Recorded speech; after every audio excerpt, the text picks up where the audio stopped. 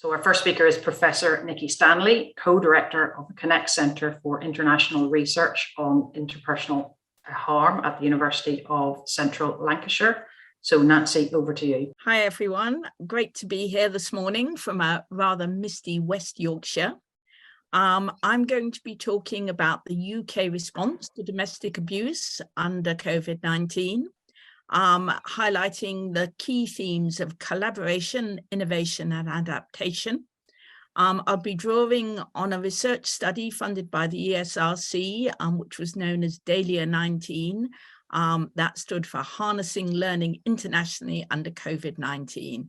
And this involved 4 countries, the UK, Australia, Ireland, and South Africa. But today I'll be focusing on South Africa.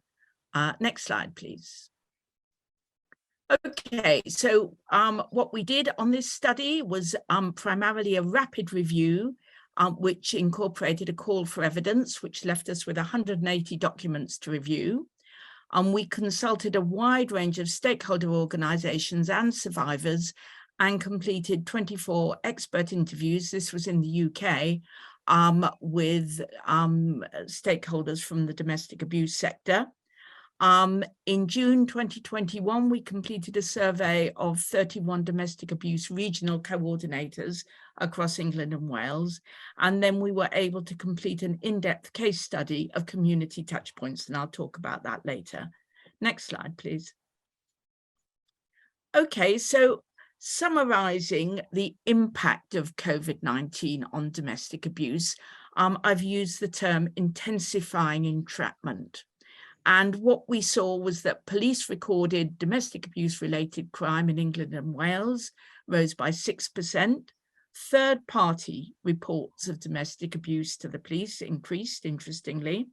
Domestic homicides were anticipated to increase, and they did increase slightly, but this was in line with existing trends. Most importantly, there was really increased demand for services, especially when the lockdowns lifted. The Refuge service reported a 22% increase in calls to their phone line in 20 to 21, and there was also an increase in calls to Respect's men's advice line. Refuge services were really restricted by the social distancing requirements, also by the lack of move-on accommodation and PPE shortages. There were real delays in criminal justice services, as many of you will be aware, especially in the courts. Next slide, please. So again, lots of you will be very aware that the domestic abuse sector really succeeded in pivoting very rapidly to remote service delivery. And this was assisted by the availability of funding, and I'll talk next about funding. Here we've got one of our informants pointing out that what we learned was that we're bloody good at responding to a crisis. The domestic abuse services are really crisis services. We do it daily, we've been doing it for decades, and we really turn things around quickly. We implemented IT, phone systems, all of that. We did it very quickly. And for some service users, accessibility and engagement really increased, especially for those in remote areas, those who really valued the anonymity of remote services. Perpetrator services were also delivered online, both to individuals and groups. There were concerns about victim safety in receiving remote services if they were still living with the perpetrator. And there were accessibility issues for some groups. There were language barriers, digital poverty was an issue. And also, interestingly, children and young people were not really thought to engage well with remote delivery. And here's one of our interviewees saying, unlike for women who generally are more used to phone contact, it didn't work as well with children and young people. And there were issues for the well-being of staff who were working from home, who maybe had a lot of trauma, maybe had perpetrators actually sort of coming into their own kitchen, as it were. Next slide, please. So collaboration across and within sectors really benefited from remote communication. It enabled speedier decision-making at national and local levels. and remote online strategy meetings with government or with the Domestic Abuse Commissioner were really welcomed by the sector. It was felt to facilitate government understanding of the challenges the sector was facing. Smaller organisations were able to participate. Here's an interviewee saying, we saw a massive amount of engagement with the national network that we never previously had. We're still meeting virtually. Most local authorities are attending. There was increased representation at multi-agency meetings, but children living with domestic abuse were described as invisible because they weren't visible to the key services such as schools. And here's an informant saying, we know they pretty much disappeared in 2020. They weren't turning up at school, even though they were allowed to do so. No one knew what was happening. Other services such as housing, retail, education and transport recognized the impact of domestic abuse and provided additional support. Aidan, if we can move on, please. Okay, I mentioned funding and the flexible nature of tendering and simplified application processes introduced during the pandemic were really beneficial. And here's an interviewee saying it was like one side of an A4 application form. Tell us what you need, tell us how much it costs. The money came in really quickly. There were, however, differences across the 4 nations in the extent to which funds were actually targeted on the domestic abuse sector. And Northern Ireland in particular was felt to lose out on the option of ring-fence funds for domestic abuse services. Also, the siloed nature of government departments resulted in multiple bids being made by some organisations. Next slide, please. Somebody's got their microphone on still.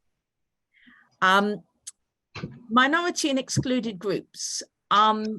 Existing gaps in services were really exacerbated under the pandemic. And here's one of our informants saying that really we're not getting the reach into every community, every geography. I'd be surprised if somehow those things were more successful at being fully inclusive than what had gone before. And this meant that Black and minoritized groups, those with complex needs, older survivors, those in rural communities were more likely to miss out on services under the pandemic. We found little evidence on whether services managed to reach the LGBTQ+ community or disabled survivors, although we did find some initiatives that were directed at making information accessible to minoritized groups and deaf people. Next slide, please.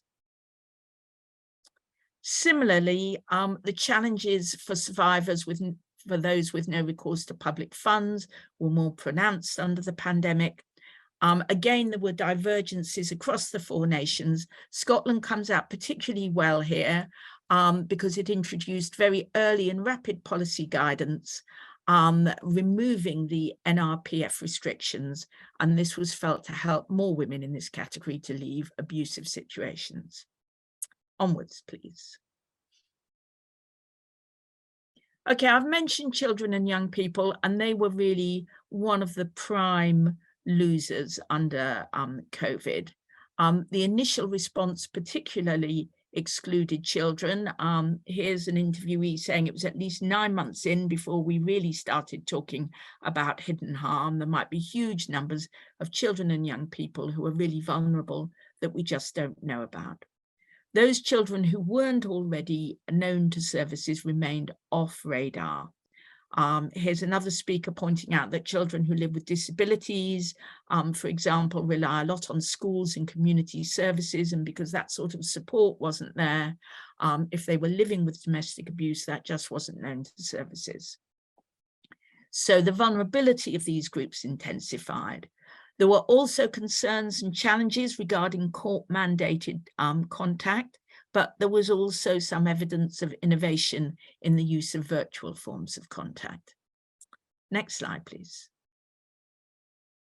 Working with perpetrators, as I noted, it continued remotely. There was also hybrid forms of support for perpetrators. What we also saw under COVID was proactive policing, where police forces in some parts of the UK went round knocking on known perpetrators' doors saying, "What's going on, mate? How's it going?" And it's quite interesting to see what happens when domestic abuse actually becomes a priority crime. An interesting initiative in London, which involved rehousing the perpetrator rather than the victim and children. And here's someone pointing out that this sort of initiative starts to make a practical reality of the idea that we should stop asking, why doesn't she just leave, and start asking, why doesn't he just stop? And interestingly, we found that this initiative also emerged in Australia. So, it might be an important trend for the future. The impact of court delays on perpetrators was quite substantial too. Onwards, please. I just want to talk briefly about a couple of initiatives which were about improving access to services under the pandemic. Next, please. So firstly, Rail to Refuge. This was an initiative that offered free rail transport to refugees for victims and children experiencing domestic abuse. It was delivered in different forms across the UK.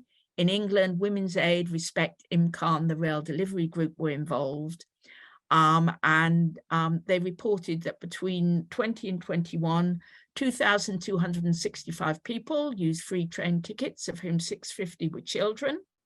64% of those using the scheme said they wouldn't have travelled if the journey costs hadn't been met.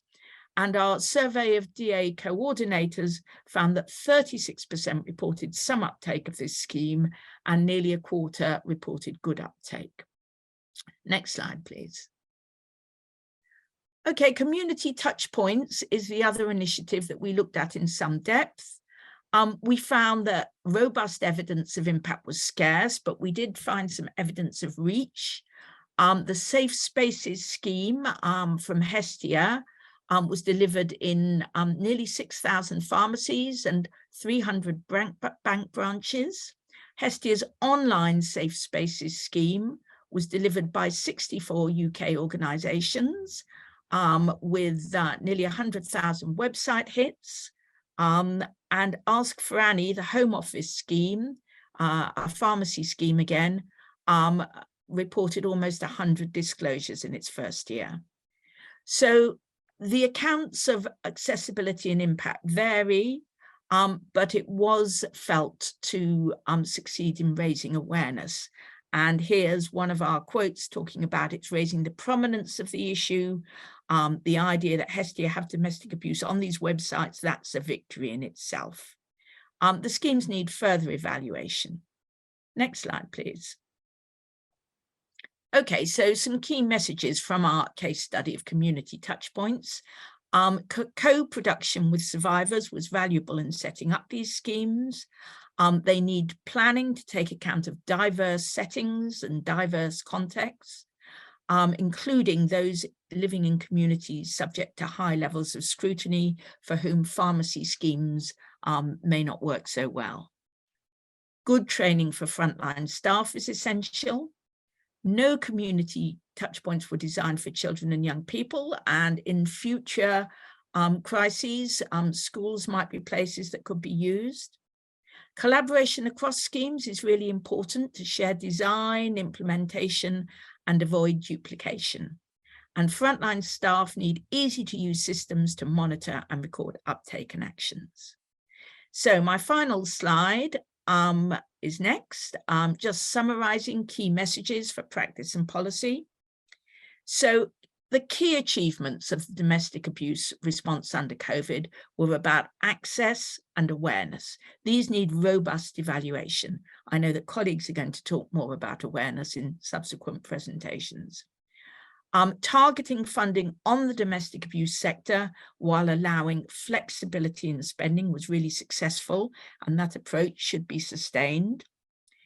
Ditto, online strategy meetings for government and the domestic abuse sector should be retained.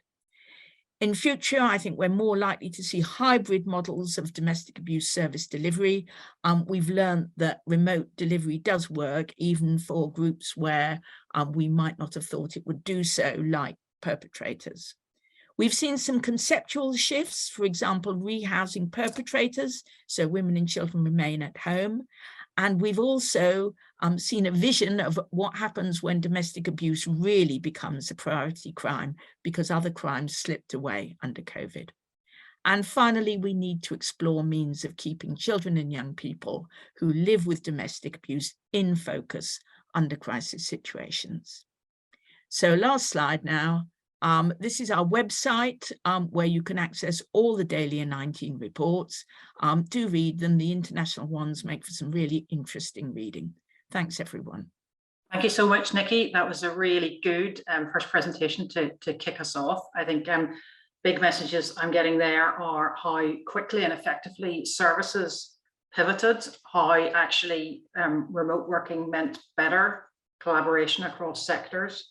But then I suppose a warning note there about the perhaps not so good an impact on children and young people who may have lost out through the loss of face-to-face services. So thank you, Nikki, very, very much. Can I now turn to Dr. Nancy Lombard from Glasgow Caledonian University, who is going to be our second speaker, and Nancy is going to talk in particular about COVID and the media. So Nancy, over to you. Thank you. Hi, I'm Nancy. If we move to the next slide, Aidan, thanks.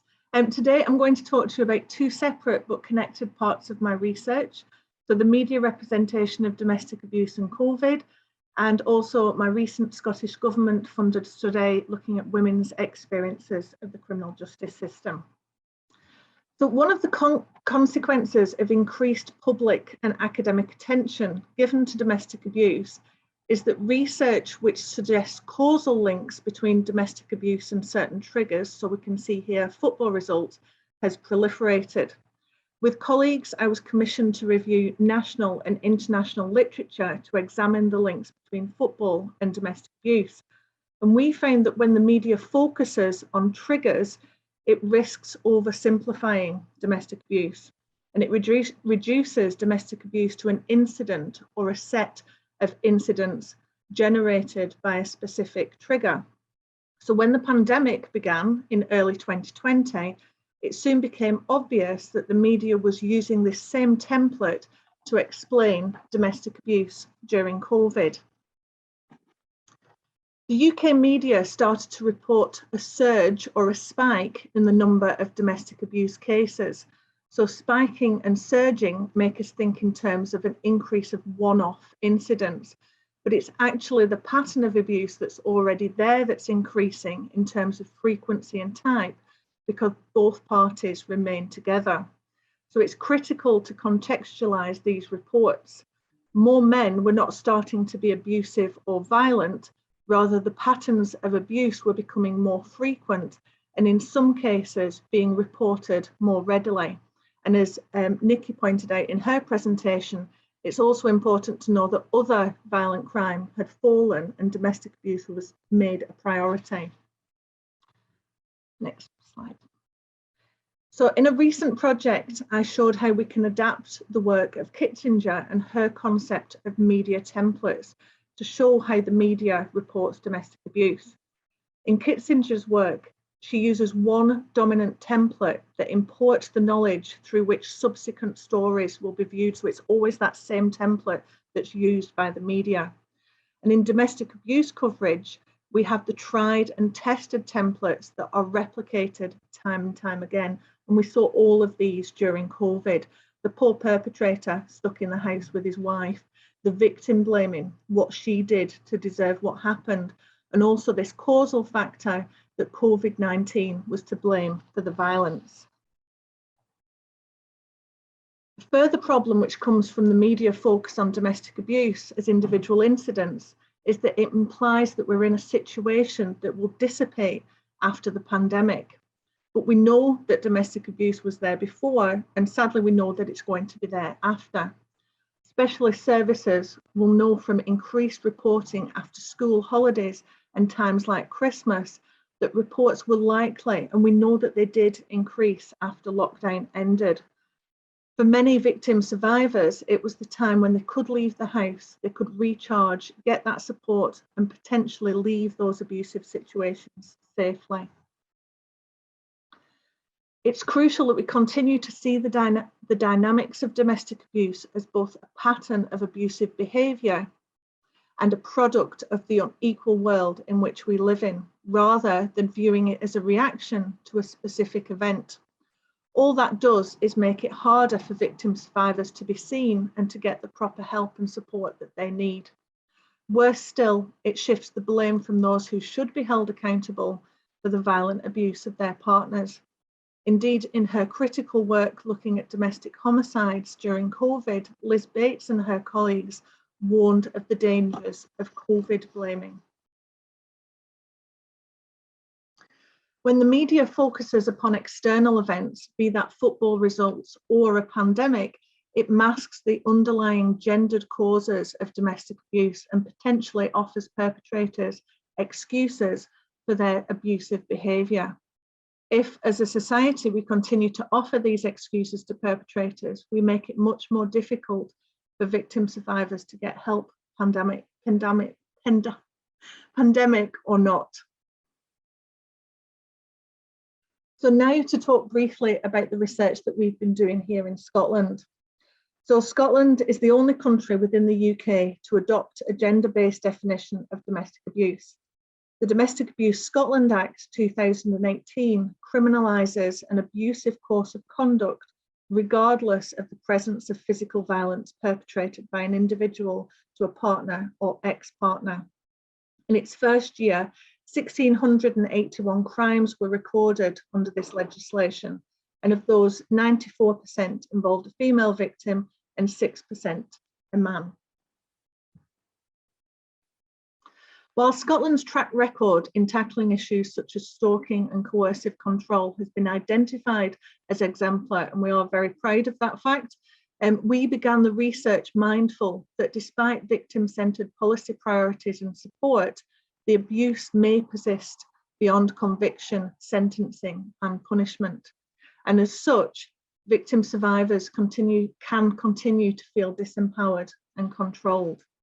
So the main objectives of our study were to examine the experiences of victim survivors at each stage of the criminal justice system, with a focus on their experiences of empowerment or disempowerment, and whether they felt they had the ability to exercise control and agency, or did they experience a loss of control during these proceedings.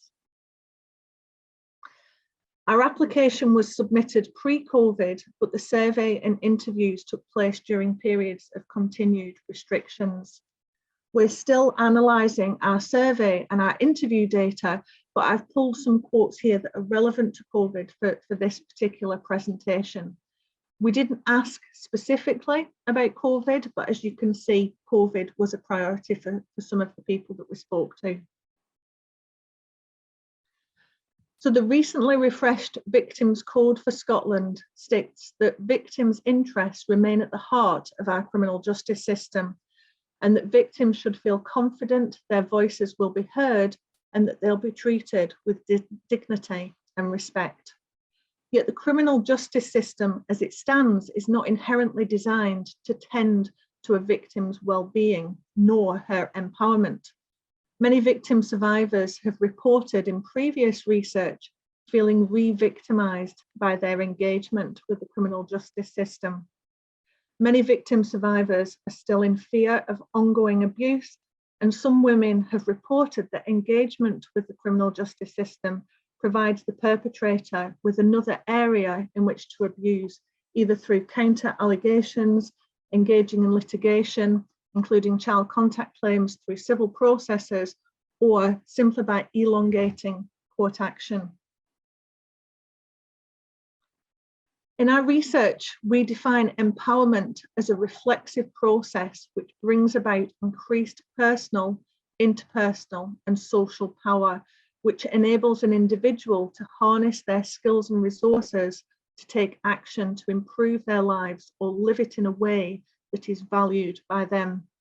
So in this way, it's the person on the empowerment journey who is the agent of change, so others can provide the information and support to fully enable the process. And we know that a lot of third sector organisations really helped this empowerment process for some of the women we spoke to. The empowerment model is based on the belief that the victim survivor has unique insights into the tactics and capabilities of her abuser and will best know how to keep herself safe and to assess when it's safe to leave rather than be told that by someone else. Women may assess that engagement with the system is not safe, nor is it what she wants at a particular given time. So whilst positive policing and prosecution policies may be empowering to victim survivors in that they send a clear message to women, to perpetrators, and to society at large that domestic abuse is wrong, it's important to know that victims entering the legal system may find themselves deprived of the ability to make crucially important decisions about their safety and well-being. This does not ultimately mean that the experience will be disempowering, but it's more likely to be so if those working within the system are unaware or dismissive of these dynamics. A concept connected to empowerment is that of procedural justice, which refers to the perceived fairness of procedures. And the concept holds that outcomes are not the only thing that people are concerned about, but how that outcome was reached is valuable to that person. Processes whereby victim survivors have input and feel heard are regarded as more fair than those where they have no input, even where the outcome is not what they desired. We would argue that these factors are even more relevant, so more relevant than ever when we consider them within the context of COVID.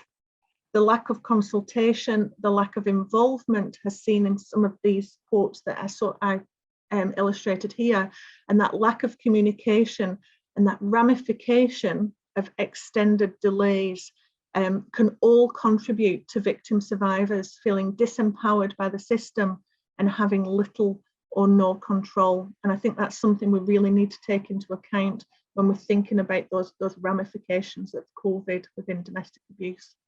Thank you. Thank you very much, Nancy. I think some great evidence there about how the media report domestic abuse and how that impacts on public perceptions, and then really important research there using Scottish evidence about the importance of empowerment for women who are victims and the importance of their participation throughout the process. And that was, I think, seen especially impacted during the COVID restrictions. Thank you, Nancy, very much. Going to move on now to our next speaker, who is Sarah Mason from Women's Aid Northern Ireland. So I mentioned at the start that this event has a little bit of a Northern Ireland flavour. So we're delighted to welcome Sarah, who's going to talk about Women's Aid's experience during COVID and the services that they delivered, and with a particular emphasis on the voices of victims. Just before Sarah begins, can I encourage you as the participants today, as the people at this event, to ask questions of the speakers. So as I mentioned, type them into the chat function. So click on the chat speech bubble and the chat box will come up. And if you type your questions in there, when we get on to the Q&A section, I'll either I'll ask your question or I might invite you to ask your question. So please do get involved and ask questions there. But over to Sarah Mason now, please. Thank you, Sarah. Good morning, everyone. Thank you for asking me to speak this morning. I'm going to speak very clearly about the operational aspect of Women's Aid providing their services during the COVID-19 lockdown. Next slide, please. I'll give a brief overview of the context of domestic abuse in Northern Ireland, outline the work of Women's Aid. I also want to highlight some of the gaps across the sea, which Nikki has already alluded to this morning. Also want to celebrate the wonderful work that is ongoing and some future thinking. Next slide, please. Well, as you can see, the Irish Sea, it brings a lot of gaps, and that has impacted Women's Aid. In my 30 years working on it, the Barnett formula, the implications that come through it. I mean, there was 72 million identified towards domestic abuse during COVID-19. That money did not come through to Northern Ireland, and you know, some of the comments of our sister organisations in England, Scotland and Wales said it was a one-pager application, it was simple, we got the money through. That didn't happen. I mean, what we did was we actually did a lot of fundraising, income generation. We got a lot of money from the likes of Comic Relief to get money directly out, emergency money out to groups to do the essential work that needed to be done. We don't have a Violence Against Women and Girls strategy, and I'm going to say yet in brackets because we're very, very hopeful for this. And actually 1 year on from lockdown in March 2021, on the 8th of March, Women's Aid launched a campaign for a petition calling for a Violence Against Women and Girls strategy in Northern Ireland because of the high number of women murdered in Northern Ireland. So that is changing. We don't have a domestic abuse commissioner. All of these things are things we called for during the consultation process of our own domestic abuse legislation. There are policy differences and there's legislative delay. Legislative delay, of course, because our own government only came back in January 2020. We went into lockdown in March, and we had 3 years of a void where no legislation went into place. So it does play a part, and I think we have to be very clear of the context of Northern Ireland when we're talking about domestic abuse. Next slide, please. So the context of Northern Ireland, police are attending an incident every 17 minutes of every day. Now, that has just gone to about 16 minutes on the recent stats that have come out. So that's over 31,000 domestic abuse incidents.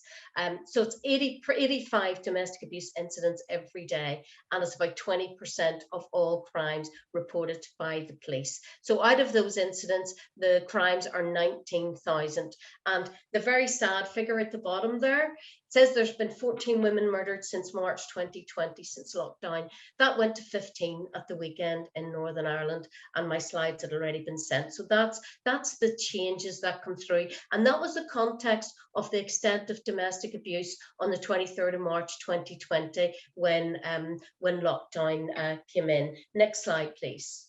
And you can see where we are. This is Women's Aid. I work for the Federation with 8 local groups, and that's our spread right across Northern Ireland. We are small, but we are mighty. And all of these groups were faced with the same situation of trying to provide services through lockdown.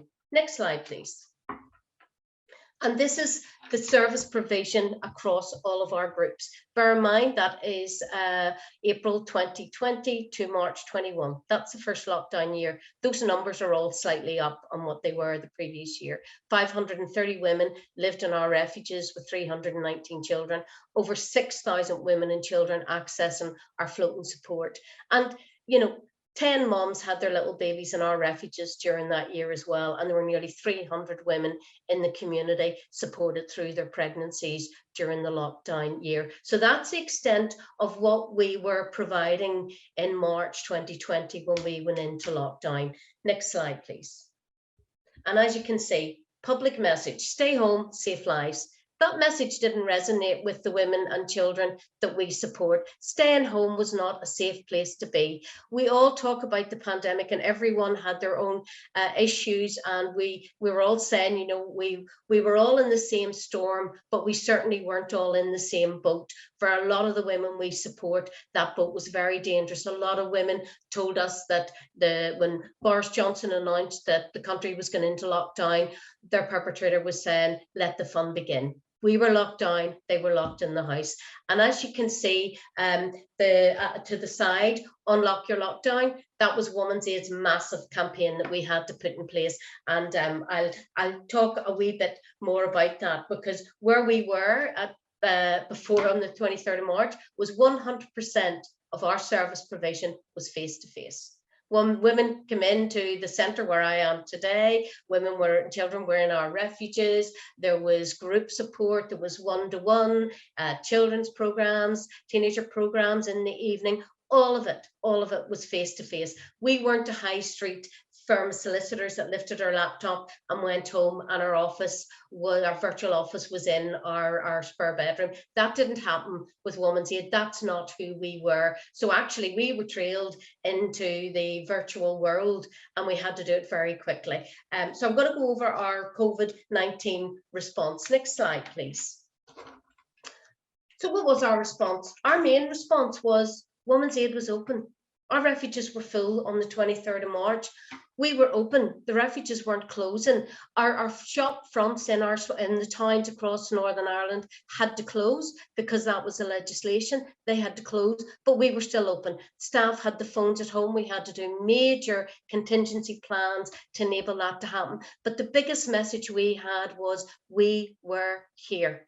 And that was a difficult one to get out because women thought we were closed. That was a major, major problem for us. So our biggest campaign was to say we are open, and that's when we took to social media. We were using platforms we'd never used before. We'd never been on Instagram, and now we have so many followers. We were reaching different demographics. We were reaching more 18 to 25-year-old women. It meant that the information was in the palm of their hand. We were constantly posting images and our campaign and links to the website to let people know where we were across Northern Ireland, how to get in touch with us. Major innovation going on. Our two of the groups, Belfast and Lisburn Women's Aid and Foyle Women's Aid, set up a web chat very, very quickly. Within 2 months of the first lockdown, there was a web chat opening because our biggest issue was women could not use a phone and phone for support because everyone was at the home. That woman getting that window of opportunity to make that call, that had totally diminished because he was home and the children were in the house. The other thing as well was just the practicalities of it. We were working with the PSNI majorly. There was a weekly meeting with the PSNI and other agencies to try and address the problem. The police were attending incidents. Women needed to go to refuge. How do we do that? We couldn't bring women directly into the communal areas. We had to set up crash pads where they went into an isolated crash pad in case COVID was coming into the full refuge. They had to be cleared within 24 hours to make place for more women coming in. The amount of work that went on and the work that we did in partnership with police and with our Northern Ireland Housing Executive for our groups to be able to react to what was happening out there. The other big issue was we weren't key workers. So our staff were driving to refuge and doing shifts. They were going out and dropping food off at gates, but we had to get approval. We worked with the DOJ and our Department of Health to get key worker recognition for Women's Aid workers. And that did come through, which actually made it easier for us to be able to do our job. But the major issue was, how do we let people know we're open? And that's where we came up with Unlock Your Lockdown. Because for us, lockdown and the impact of that isolation, not being able to go to school, not being able to go to your job, not being able to see family, friends, not being able to just have the house to yourself for an hour. That, for a lot of the women that we support, is their life in a domestic abuse, coercively controlling relationship. So lockdown was what their life was, living within domestic abuse, and now the whole world was seeing it. And that's partly why I think there was such an impact out there on social media and on the press about domestic abuse and the massive increase during COVID. It was always there. It was just that impact of people being locked in the house. So our major social media campaign had to get out there as soon as possible. And the biggest message was support is available. We did a lot of things. It was massive new communication platforms. Women's Aid were so quick at changing their phone systems, their IT, enabling getting reused phones and iPads out to families and being able to use different communication platforms to be able to continue to provide support for women, children and young people. Our floating support services were allowed to do gate check-ins because they worked with a lot of the food banks across Northern Ireland. So they were delivering bags, and we got such support. Things like jigsaw puzzles, books, even Easter eggs from large organisations, from Lidl, Tesco's, Sainsbury's, just to get information. And while they were dropping those at the gate, they were saying, how is everything? Are you okay? And there was so much that happened and so much more. And the impact of it. I mean, Nikki's already alluded to the hybrid model. Women's Aid haven't moved away from it. We didn't bring that in as a contingency plan and then we stopped using it, because we are now back absolutely full service provision. But there are women that want to use online communication. And I have to say, online and meetings with government, even with our own sector across the whole of Northern Ireland, people are able to attend because they're jumping on a meeting, and it's actually increasing the attendance. So it has definitely left a legacy from putting it into place in an emergency. Next slide, please. And I just want to touch, during lockdown, we had a seismic shift in policy and legislation in Northern Ireland, and we amplified women's voices. The image you see on the screen, it says "Love Doesn't Hurt." It's the front cover of our Hear Her Voice. During lockdown, 91 women participated in focus groups to share their lived experience. They wanted to tell us their experience from police response, social services, and I mean, it was very interesting listening to Nancy talk about the courts. One woman described going through the court process within Northern Ireland as the dismantling of a woman piece by piece. So those women sharing their voices, and they also used their voices to give evidence for all of the policies that we were working on during lockdown. Next slide, please. And as you'll see, seismic shift. We've influenced so much. Our Domestic Abuse and Civil Proceedings Act is in place, but the amount of evidence that came through, the women that shared their stories around contact, the cost of going through the courts, it's actually changed and shaped legislation in Northern Ireland. And I have to do a call out. I know we have no sitting government at the minute, and I'm not going to get into the politics of it all, but when we worked with the Justice Committee and all of this legislation, they were amazing. They listened to women, their voices were heard, and women knew that they were heard. So we did work together very closely. And you can see the list of legislation that has come through after a void of almost 3 years in Northern Ireland. Next slide, please. Now, I want to talk about, Nikki talked about children and young people and during lockdown and COVID. And yes, there was such an impact on them, and we did try to do online support and use our helping hands was modified to be able to send some things through to children and work with them on an online basis on it.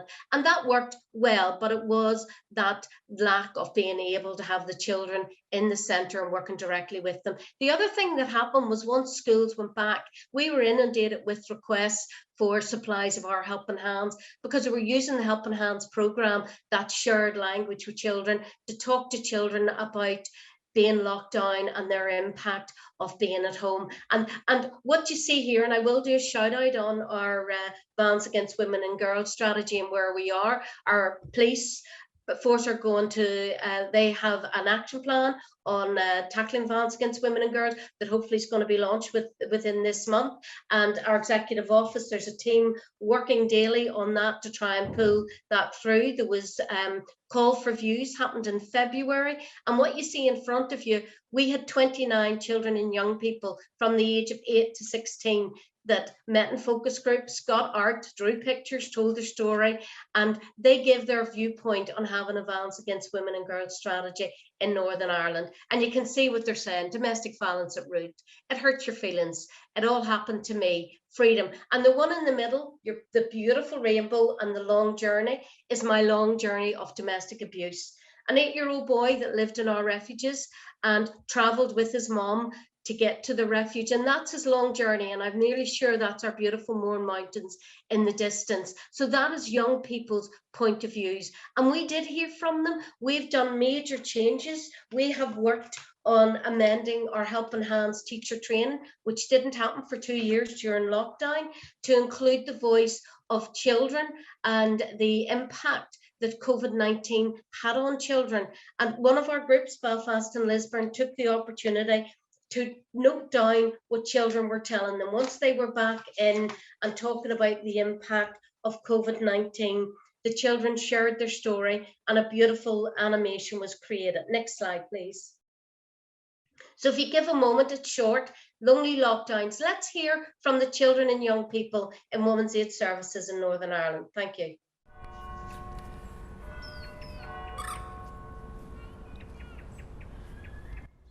Home used to be a hard place to be. Dad was always shouting at Mum and getting angry for no reason. Sometimes he hurt her. It was really scary. Mum was upset a lot and it made her cry. I was always nervous that it was going to get even worse. But at least we could go to the park and see my friends. Or visit Granny and Grandad. It was good to get out of the house for a while. Then everything changed. We weren't allowed to go anywhere or see anyone. We had to stay inside all day, every day. I didn't understand what was happening. I couldn't go to school or see any of my friends or even see Granny and Grandad. It made home a lot harder to deal with. Every day was a worried day. We couldn't go out until he calmed down like before. Every day I was scared. I didn't have anyone to talk to.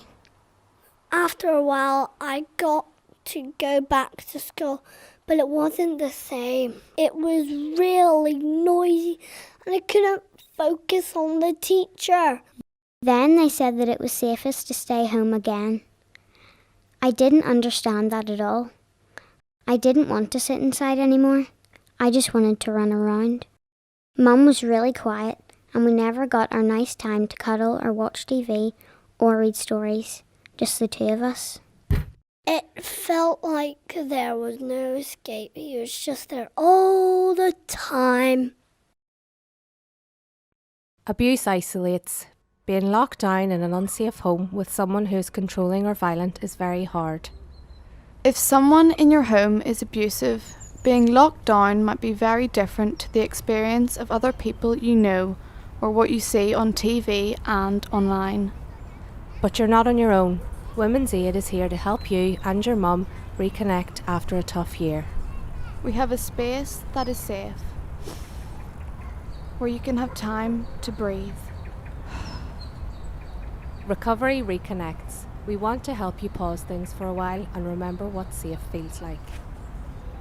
If you and your mum need us, contact Women's Aid today. We're here for you.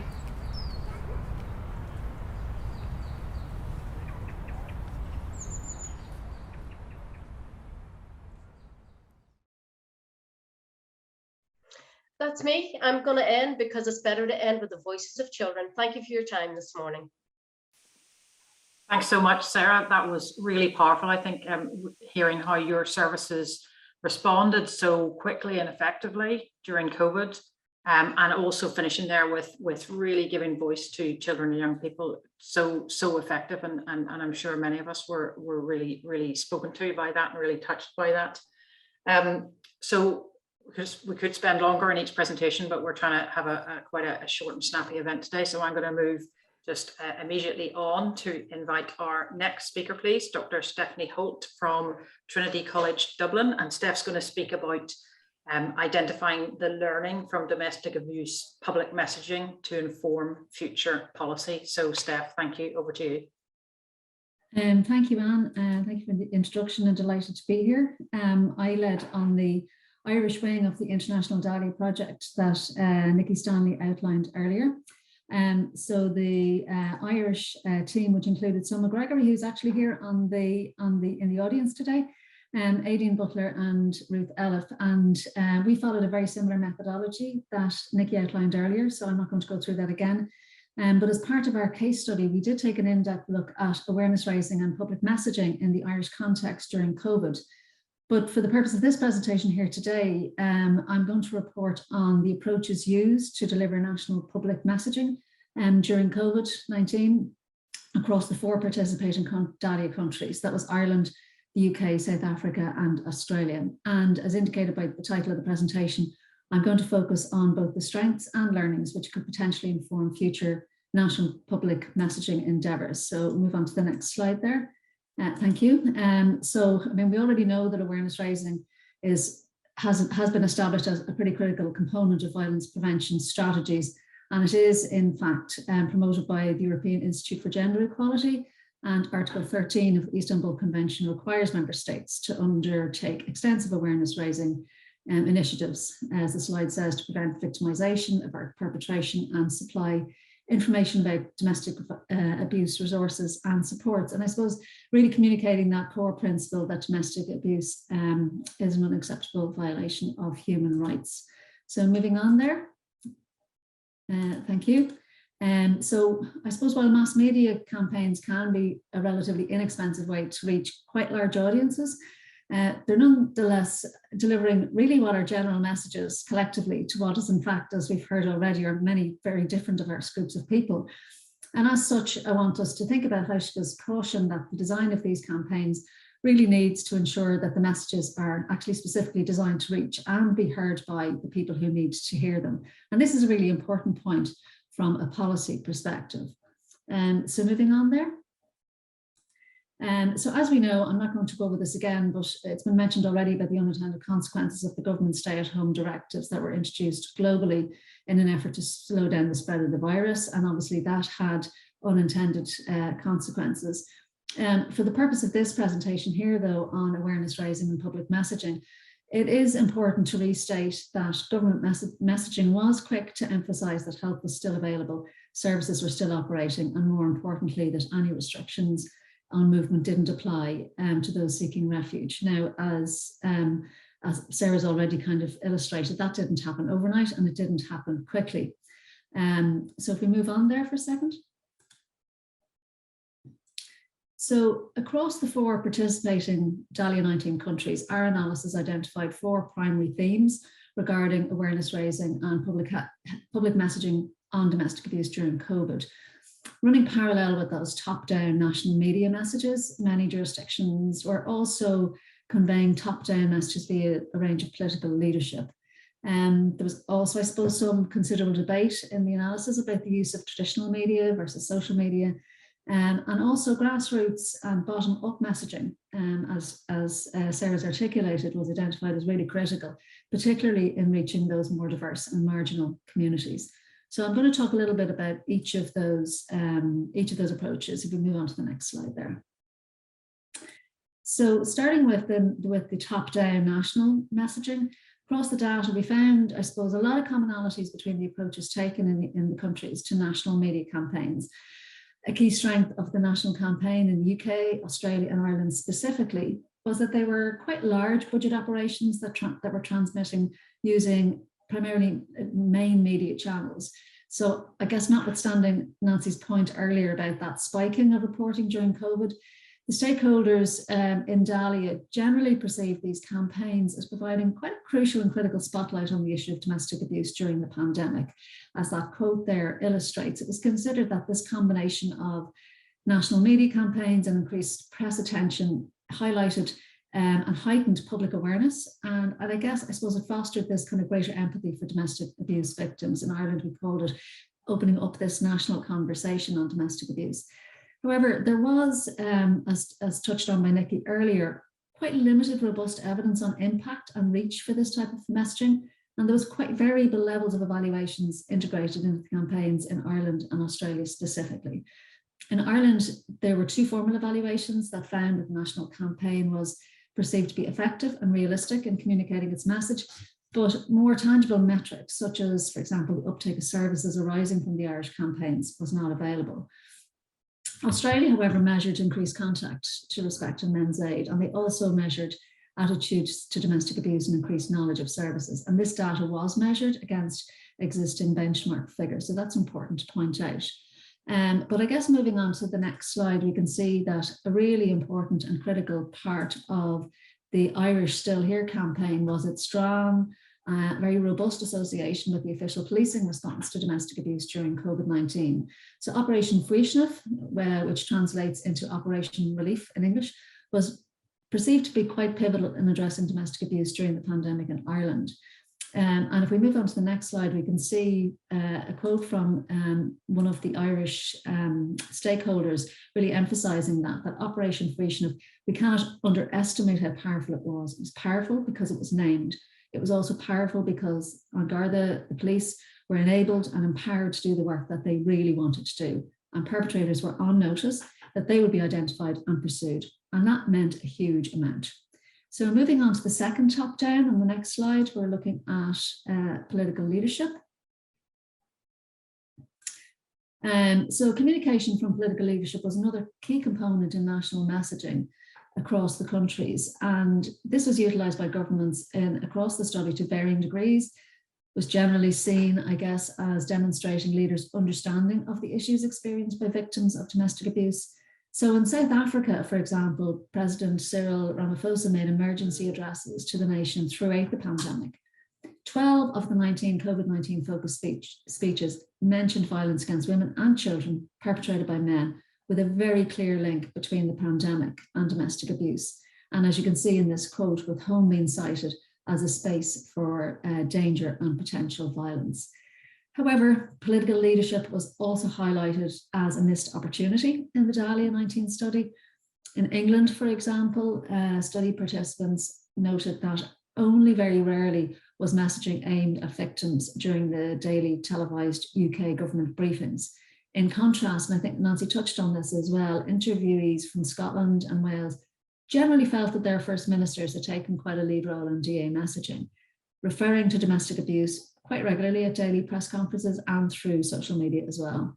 And going forward, I guess, this suggests that stakeholders really value a strong public government stance on domestic abuse, but that top-down messaging interpreted as an important display of solidarity. So moving on to the next slide with traditional media versus social media and kind of thinking about that debate. I guess with increased traditional media attention being highlighted as really pivotal to increased public awareness, it was also recognised that traditional media may not actually have reached all groups. And Nikki has touched on this, particularly where messages were only delivered in English. And indeed, language was described as a big barrier for victims who lacked language proficiency.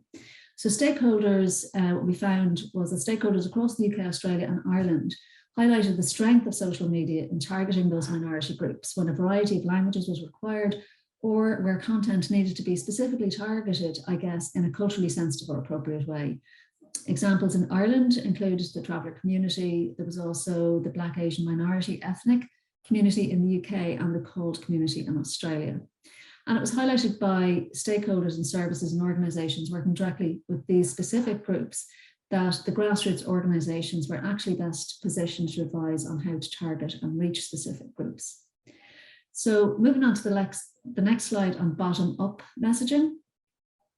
It's hard now for me to follow the strength of Sarah's excellent description on the bottom-up messaging that happened in Northern Ireland in relation to both messaging and service delivery. But I guess what we found in Dahlia was a key feature across all four countries was that swift and decisive action that we've heard reported on earlier that was taken by the domestic abuse sector, together actually with grassroots and community organisations, where these organisations were really to the forefront in demonstrating their expert knowledge on how to target their target audiences by way of leaflets or posters placed in strategic places like GP surgeries or shops, for example. And a primary criticism of the messaging campaign in some jurisdictions concerned that lack of diversity in both language and representation. And here's where bottom-up messaging came into its fore, because responding to that gap, domestic abuse services were translating both print and social media into various languages. For example, in the UK, the DA organisations collaborated to produce a joint resource available in both British Sign Language as well as 11 other languages. And in Ireland, a grassroots traveller organisation created their own version of the national media campaign, which was much more culturally relevant and accessible for their community and featured prominent members of the travelling community. So moving on to my last slide, I guess in summary and highlighting some of the key learning for policy development around awareness raising and public messaging, we found that robust top-down responses from government were really important and were perceived quite positively by our participating stakeholders. A really important part of the impact of that was the perceived heightened awareness of domestic abuse that others have touched on that was created during this time, and that was understood to have increased public empathy towards victims. Furthermore, I suppose, and on the other side of that, when political acknowledgement of domestic abuse was absent, from public addresses, it was identified as a missed opportunity. I think as well, with the exception of Australia, we identified a lack of formal and robust evaluation in terms of both reach and impact. And due to the high cost really of these large scale media campaigns, it might be useful going forward to actually mandate robust evaluation parameters from the outset. While social media was used in those large campaigns, largely to complement primary traditional media activities, our data across the countries highlighted the targeted way in which some community and grassroots organisations really utilise these newer mediums to specifically reach members of the community who may not be exposed to or actually understand traditional mediums. And this is something that the data suggests should be a consideration going forward. I think related to this, the importance of those messages being accessible was also highlighted, with a specific need to consider ethnicity, diversity, language, and culture. And I suppose to that end, I'm bringing this to a conclusion from a policy perspective. The importance of that activity of tailoring and targeting messaging through multi-method approaches rather than uni-method approaches was highlighted. If we are really to respond to HYSCA's original caution that advice on national messaging really needs to reach and be heard by those who need to hear them. And that's me. Thank you. Thank you so much, Steph. Thanks for your contribution and for finishing us off there in terms of the presentation so strongly. And I think that message at the end there about tailoring and targeting the approach and using different, using a variety of methods is so important. We're going to move on to about 20 minutes of questions and discussion. So please do ask your question or make a comment in the chat box. We've got some already, so thanks to those who've already contributed. So I will pick out some of the questions that have been asked already and ask the speakers to provide a quick comment. We have only got about 20 minutes left, so if I can ask the speakers when they're responding to be as brief as possible, that would be great. So I'm going to kick off with Viv's question. And so Viv asked, at what point did governments know that domestic violence was increasing during the COVID lockdowns? And why didn't they act sooner or more effectively to improve women and children's safety? I think from what we've heard from the speakers, certainly some of them have said governments did act, and certainly the sector acted. But I'd be interested to hear comments on Viv's question. So when did governments realise domestic violence was increasing, and why didn't governments do more about it? Can I ask that? Oh, I'll just go to Nikki first. Have you got a comment on that? Yeah, I mean, I think the response was reasonably quick. I mean, the domestic abuse sector did a really good job of lobbying governments over this, and a lot really depended on the quality and strength of the links between the sector and government. And in England, the Domestic Abuse Commissioner was really crucial in that role, in saying to government, look, this is happening to victims of domestic abuse, you've got to act. And the way government acted was by channeling quite a lot of money in very accessible forms to the domestic abuse sector to work with the victims who needed support. So, I mean, this makes quite a strong argument for the value of having these really close links between the sector and government, so that at times of crisis, the voice of the sector can be heard. Sarah, do you want to say something on that question?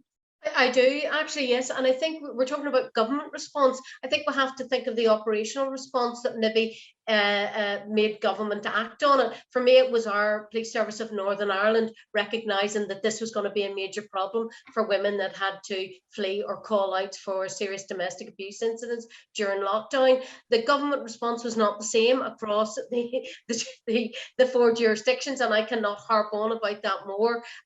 During that time, I had weekly meetings with the CEOs of Women's Aid in England, Scotland and Wales, what was happening there and how they were getting reaction from their government was different from what was happening in Northern Ireland. And, you know, there's a lot of other, it would take us all day to talk about the complications of Northern Ireland and the functioning governments, but let's just say that it didn't pan out the same way in Northern Ireland. But I have to acknowledge that from PSNI, from our health trusts to our councils to our housing executive, that major linking in and jumping to work together was definitely there. And I'm just going to come in there on Barbara's question and bring in a question she asked earlier. So Barbara asked, why didn't Northern Ireland get any of the extra 72 million funding? Now, Sarah touched on this, and I'm going to say what I think the reason is, and then Sarah can say, I mean, so from there's a thing called the Barnett formula, which allocates funding to Scotland, Wales, Northern Ireland when money is given out in England by the government in Westminster.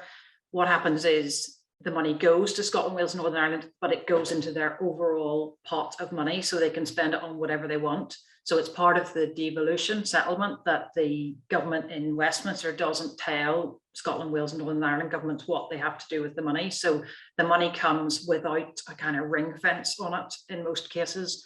And then it goes into the overall pot for spending in Northern Ireland, which means it's not necessarily spent on the same thing. So I think that's what's happened here. Sarah, does that sound right to you? It does sound right, Anne, and I normally do a big pot of money dropping into the Irish Sea because that happens on a lot of UK-wide initiatives. It doesn't quite reach us, and we work together with all the other federations, including Safe Ireland and Dublin Women's Aid, and things were happening differently. Everyone was putting in a bid for their case for domestic abuse services and the need. We did an extensive 25-page ask that went into our then first and deputy first ministers. I had a meeting immediately in April with Arlene Foster and Michelle O'Neill, but it didn't pan out. But I will say one thing, by March 2021, they were sending money back to the Treasury in Northern Ireland. That's when we did take to the radio. One of our CEOs spoke on a local radio, and I put a bid in to say, we could help you spend some of that money. So I think it was about not having the quick reaction of how to get money out. And I think that's one thing that may come out of the pandemic that could be a positive, that there is a need and there's a trust that domestic abuse services are using money for an identified need. And the palaver of having to go through a whole grant and procurement process didn't happen during COVID. But I think that's what may have prohibited local government getting money out directly to domestic abuse services. So I have to say it didn't happen the same way here at all. Thank you, Sarah. I've got a question here which I'm going to ask specifically to Nancy. So Julia was one of the very first questions. So Julia, thank you for this question. So Nancy, did your research show an increased use of the words pandemic or epidemic referring to gender violence during COVID in the media? So I think I answered this, but just for anybody that didn't read the questions, it was less so the public health narrative, and it was more speaking in terms of COVID as causing domestic abuse, that we kind of tried to draw upon and to say, well, this isn't the narrative that we want to put out there. So seeing COVID as a causal link of domestic abuse, and obviously there's a lot, as we heard today, there's a lot more complications in that, but it was seeing it as incident based, and also seeing it as you know, very much poor perpetrator, you know, is stuck in the house, no wonder, you know, he's reacting in this way, and seeing the house as kind of like a pressure cooker. So seeing COVID as causing domestic abuse, which was the main issue that we had when we looked at the media coverage. So it was great that there was more coverage. You know, it's sad that there was more coverage because there was no other violent crime that the media could focus on.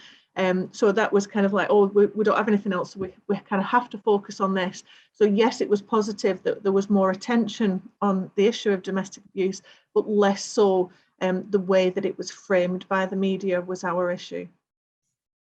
Thank you, Nancy. Just a question for Steph, Dr. Holt. How do you tackle the situation? Sorry, this is a question from Aring.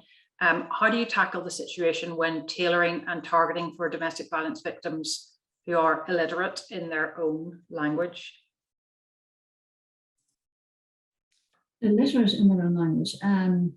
Well, I suppose in the Irish context, and maybe Soma might want to come in here, but the Irish the travel organisations did a really good job at developing video and podcast that were delivered by members of the community themselves. So reading, writing abilities weren't necessary for this. They were literally audios and videos. And they were very powerful, and they're in our Irish report, which is on the link that Nikki gave earlier for the DALI reports. And I think some of the other communities did as well, but maybe Selma, you might want to come in here as well. But I think that use of video was really quite powerful to move away from the reliance on language, particularly with language being identified as a barrier. Absolutely. I think that's for sure. Pavi Point, who are the Traveller Organisation, have a long history of developing animations, cartoons, stuff that's really accessible if there are literacy issues. But as well, I think that highlights as well the importance of reaching out and engaging the grassroots and community organisations who really do know their target audience, how to reach them, how to engage with them, and looking for that, expertise input on how to best reach those communities. Thanks, Soma. Thank you. I've actually got a related question here to that. So question from Ali. So thank you, Ali, for this. Is there any advice you have for a newly developing Violence Against Women program about how to best reach our target audiences when we are in a rural and poverty-stricken community? So Steph, back to you again for that, I think. Steph or Soma. Yeah, well, I mean, there are lots of really remote rural areas in Ireland. And again, going back to Soma's point there about the bottom-up messaging and about the really bringing domestic abuse and grassroots organisations, not necessarily just domestic abuse ones, but local community organisations in, because they know their communities, they know where the people are who need the support. So bringing them into the mix around designing awareness raising, around designing activities that will reach those groups of people, we found was critically important. So the top down was important, both in terms of perception and awareness, but the bottom up in terms of reach and impact was equally important. I don't know, Soma, if you want to add to that.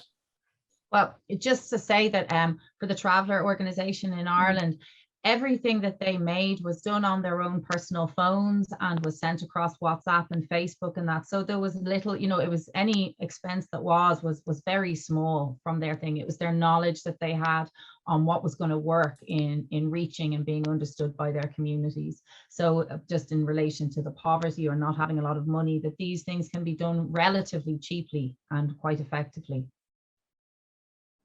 Yeah, if I could come in there just sure. About rural communities, because we had quite a lot of comments about implementing community touch points in pharmacies in rural areas.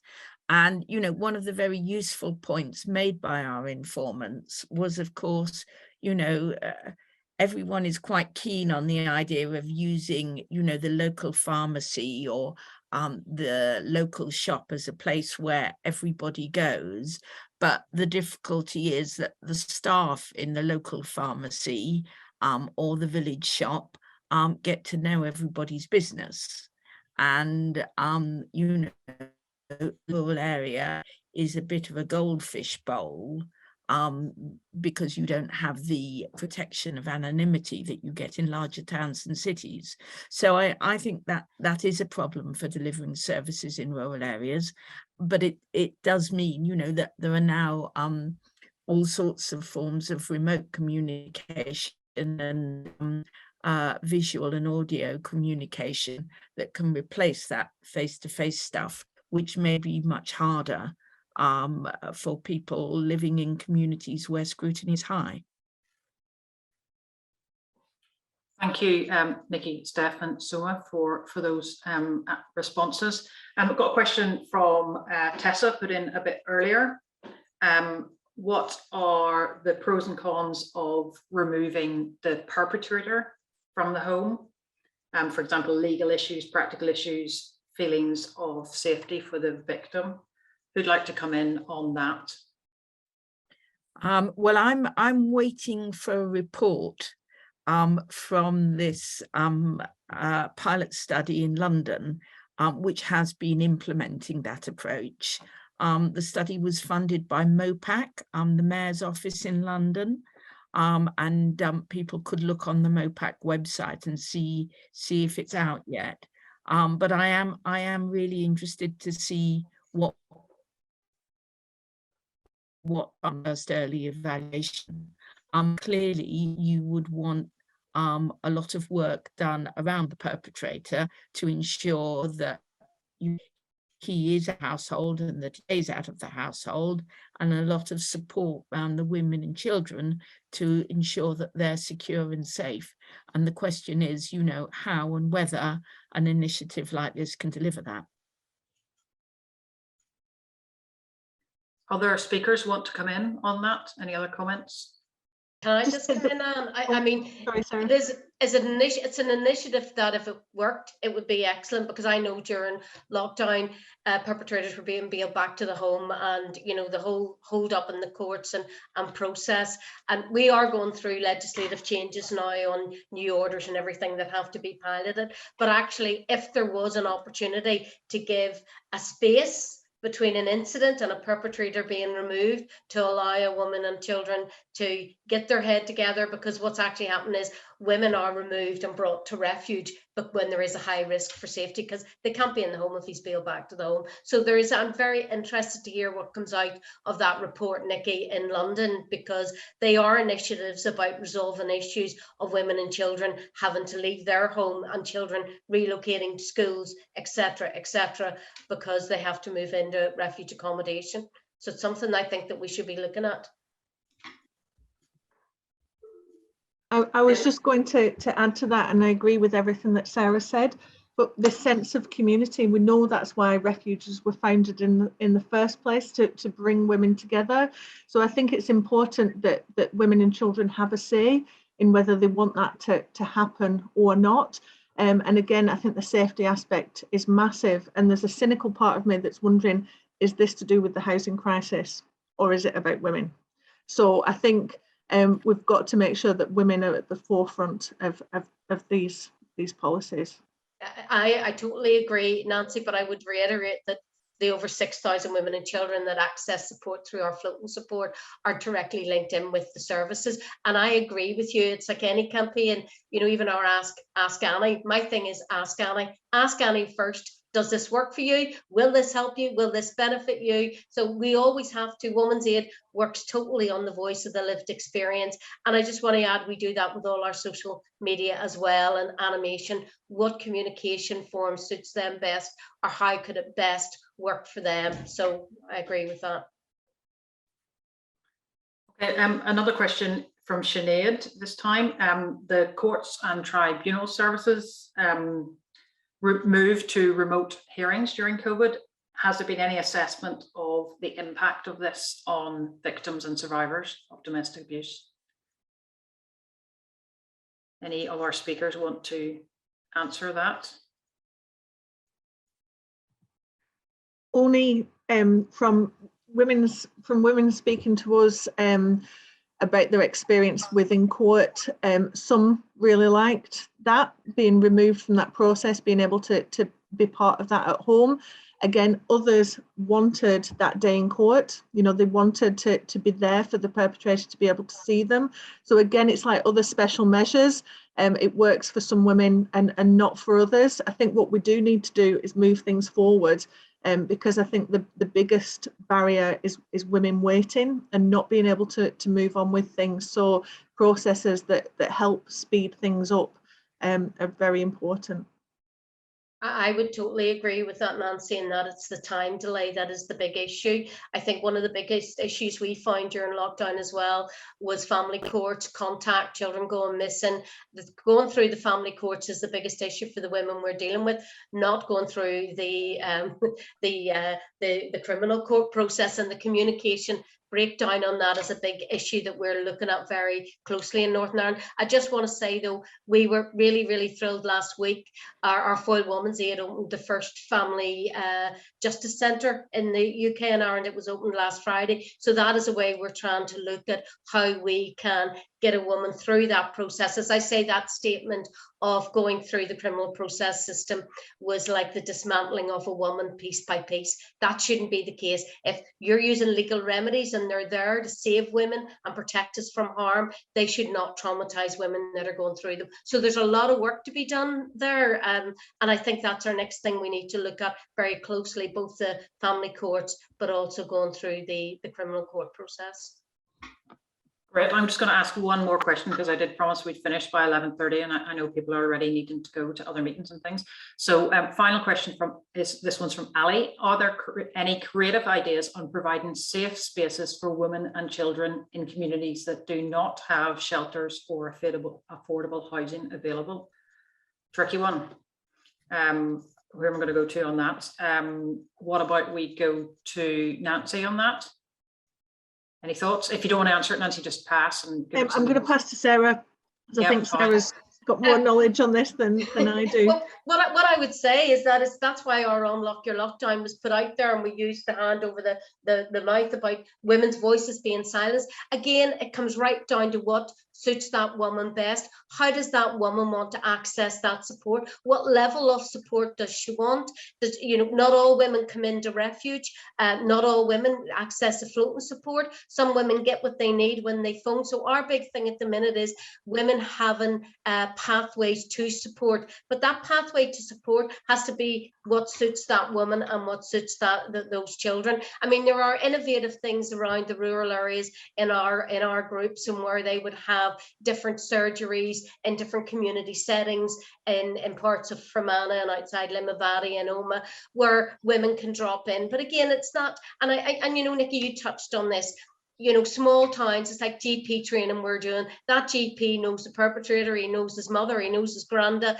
When you go into those communities, it's about how women access that support that suits them. I have to say, and I'm not a techie nerd, the world of different communication platforms has opened the world up for women to access information. The number of young women that we know just click on our Instagram, go onto the website and browse it, because they're looking at their own pace. They're looking at what they want to hear. So I think we do what we always do. We ask women, how could we support you, and what would be the best way to support you? It could be meeting in a coffee shop for a cup of coffee, and it's a friend you're meeting, but it's a floating support worker with a woman having a cup of coffee. Okay, Nikki, do you want to come in on that one? I mean, just very quickly. I mean, I think the pandemic did unleash some imaginative responses from some new quarters. Sarah mentioned crash pads. Some local authorities tried using Airbnb for victims of domestic abuse. There were also some shops that opened themselves up and advertised themselves as safe spaces. We don't know enough about who that worked for, and why, and what was and wasn't effective. And I think now's the time for really some useful research that could delve into that and look at some of these alternative opportunities and work out which of those actually were valuable and useful and which weren't. Sorry, can I just come in, Nikki? I totally agree with you. The only word of caution that we put in all of that around Airbnbs, no matter where the physical locality is of a safe space, that there's support that goes with that space. And I think that's the most valuable point of it, that no matter where that woman and child are moved to, that support follows through as soon as is possible. So they're not moved to a location and they're on their own. That support is there. Okay, can I say thank you to our speakers for your quick responses there to the questions. I'm going to draw the event to a close because I said we'd finish by 11:30. So loads of really strong themes coming through about listening to the voices of women and children. I think really encouraging learning from the COVID period about how services pivoted and actually how some of the hybrid and remote engagement is still continuing, and and in fact it's better in some ways to use those things where they work well. And I think also learning about how in a lot of cases there was really good engagement with central and local government during the COVID period. And again, there are lessons there that can continue. We could go on all day talking about this. I'm conscious that we've really cut the questions short, and that I also was strict with the speakers in terms of their time limits. So loads more to think about, and I hope that for all of you who have been here today, there's been useful information that you can follow up and contacts that you can follow up. We'll definitely send you the recording of the event and the slides afterwards. I think just for the speakers, can I say a massive thank you? If the speakers are looking at the chat function, there's just comments and compliments and thanks and appreciation coming through again and again from many people who've been here today. So thank you to everybody who's attended today. We've had great numbers, really good to see the involvement and engagement, and we hope it was helpful for you. And especially massive thank you to our 4 speakers, Professor Nikki Stanley, Dr. Nancy Lombard, Sarah Mason, and Dr. Stephanie Holt. Really appreciate your time and all the preparation you've put into the event. And I think it's been very much valued by everybody who's been here this morning. So thank you. So I will call the event to a close there and wish everyone a good day. And thanks very much for joining us.